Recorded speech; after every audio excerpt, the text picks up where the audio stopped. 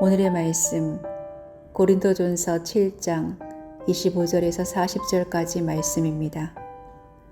주님께서 처녀들에게 대해서 하신 명령을 나로서는 받은 것이 없습니다. 그러나 나는 주님의 자비하심을 힘입어 믿을 만한 사람이 된 사람으로서 의견을 제시합니다. 지금 닥쳐오는 재난 때문에 사람이 현재 상태대로 살아가는 것이 좋다고 나는 생각합니다.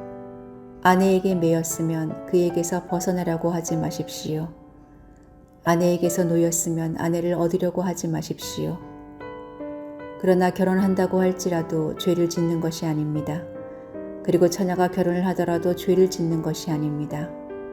그러나 그들이 살림살이로 몸이 고달플 것이므로 내가 아껴서 말해주는 것입니다. 형제자매 여러분, 내가 말하려는 것은 이것입니다. 때가 얼마 남지 않았으니 이제부터는 안에 있는 사람은 없는 사람처럼 하고 우는 사람은 울지 않는 사람처럼 하고 기쁜 사람은 기쁘지 않은 사람처럼 하고 무엇을 산 사람은 그것을 가지고 있지 않는 사람처럼 하고 세상을 이용하는 사람은 그렇게 하지 않는 사람처럼 하도록 하십시오. 이 세상의 형체는 사라집니다. 나는 여러분이 염려 없이 살기를 바랍니다. 결혼하지 않는 남자는 어떻게 하면 주님을 기쁘게 해드릴 수 있을까 하고 주님 일에 마음을 씁니다. 그러나 결혼한 남자는 어떻게 하면 자기 아내를 기쁘게 할 수 있을까 하고 세상 일에 마음을 쓰게 되므로 마음이 나뉘어 있습니다. 결혼하지 않은 여자나 처녀는 몸과 영을 거룩하게 하려고 주님의 일에 마음을 쓰지만 결혼한 여자는 어떻게 하면 남편을 기쁘게 할 수 있을까 하고 세상 일에 마음을 씁니다. 내가 이 말을 하는 것은 여러분을 유익하게 하려고 그러는 것이지 여러분에게 올가미를 씌우려고 그러는 것이 아닙니다. 오히려 여러분이 품위 있게 살면서 마음에 헛갈림이 없이 오직 주님만을 섬기게 하려는 것입니다. 어떤 이가 결혼을 단념하는 것이 자기의 약혼녀에게 온당하게 대해야 하는 일이 못 된다고 생각하면 더구나 애정이 강렬하여 꼭 결혼을 해야겠으면 그는 원하는 대로 그렇게 하십시오. 결혼하는 것이 죄를 짓는 것이 아니니 그런 사람들은 결혼하십시오. 그러나 결혼하지 않기로 마음을 굳게 먹은 사람이 부득이한 일도 없고 또 자기의 욕망을 제어할 수 있어서 자기 약혼녀를 처녀로 그대로 두기로 마음에 작정하였으면 그것은 잘하는 일입니다.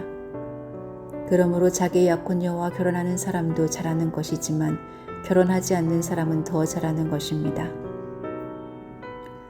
아내는 남편이 살아있는 동안에는 그에게 매여 있습니다. 그러나 남편이 죽으면 자기가 원하는 사람과 결혼할 자유가 있습니다. 다만 주님 안에서만 그렇게 해야 할 것입니다. 내 의견으로는 그 여자는 그대로 혼자 지내는 것이 더 행복할 것입니다. 나도 하나님의 영을 받았다고 생각합니다.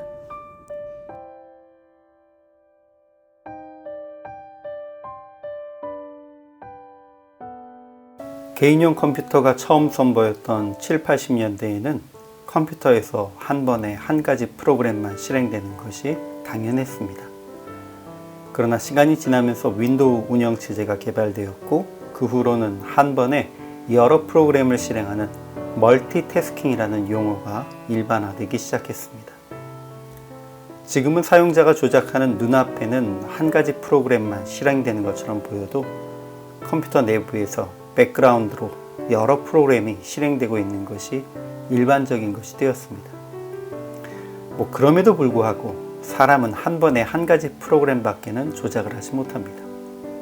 물론 여러 프로그램을 띄우고 번갈아 가며 조작할 수는 있겠지만 직접 손으로 조작할 수 있는 프로그램은 하나뿐이고 그나마 번갈아 가며 조작하다가 실수를 하는 것이 일반적입니다. 기본적으로 사람은 여러 가지에 집중하기 힘듭니다. 한 가지에 집중하면 다른 것에 대해서는 잘 인식하지 못하게 되는 것이 일반적입니다. 그러므로 오늘 본문에서 바울은 하나님께 집중하기 위해서 결혼하지 않는 것도 유익하다고 말하는 것입니다. 바울이 처녀와 과부, 호라비에게 결혼하지 않은 채 지내는 것이 더 좋다고 권하고 결혼을 앞둔 약혼녀가 있는 남자에게도 결혼하지 않기로 결정하는 것이 더 잘하는 것이라고 말하는 배경에는 당시의 환난과 예수님의 재림을 임박한 사건으로 생각하는 신앙의 흐름도 있었습니다. 그리고 무엇보다 오직 하나님께만 집중하고 하나님만 기쁘시게 하는 삶을 사는 것에 가장 가치를 두고 있는 사도 바울의 삶도 그의 태도도 영향을 주고 있었습니다. 바울이 서신을 기록한 때로부터 2000년이 지난 지금 우리는 더욱 말세에 가까움을 느끼며 살아갑니다. 그러므로 언제나 하나님 앞에 서 있는 태도로 하나님을 기쁘시게 함에 집중해야 하는 것은 분명합니다.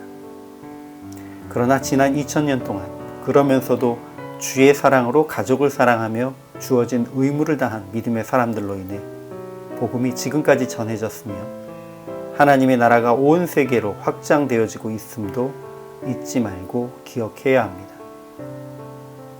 앞서 서두에 멀티태스킹이라는 용어를 사용했습니다. 초대교회 시대에는 그런 개념이 있지도 않았고 이해할 수도 없었던 내용입니다. 그러나 우리 안에 성령께서 내주하시면서 우리도 영적 부분과 육적 부분에 멀티태스킹이 가능하게 되었습니다. 우리 안에 성령께서 우리를 위해 탄식하며 기도하시고 언제나 영적으로 바로 서게 깨어서 이끌어 주시고 우리는 육체 가운데 주어진 상황을 마주하면서 하나님의 자녀로서 예배와 기도뿐만 아니라 믿음의 가족과 공동체를 위한 역할까지 최선을 다하게 되었던 것입니다.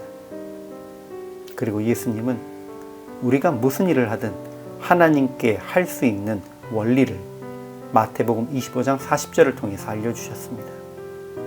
너희가 여기 내 형제 중에 지극히 작은 자 하나에게 한 것이 곧 내게 한 것이니라. 주의 사랑으로 주께서 주신 가족에게 집중하며 살아가는 삶이 바로 하나님께 집중하는 삶이란 것을 기억해야 합니다. 오늘 추석에 가족들에게 집중하며 그것을 통해 하나님께 또한 집중하십시오. 축복합니다.